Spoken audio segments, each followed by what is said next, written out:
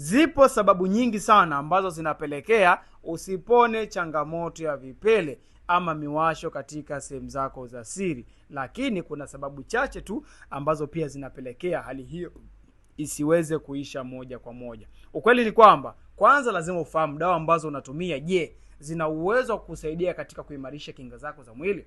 Jambo la pili, je, dawa ambazo unatumia zinakusaidia katika kusafisha mfumo wako wa damu, kuondoa sumu, kufanya detoxification? Lakini pia jambo la tatu, tambua kuwa vyakula ambavyo unatumia mara zote, je, vina faida kubwa katika kuhakikisha kama mwili wako unarudi katika hali yake ya kawaida?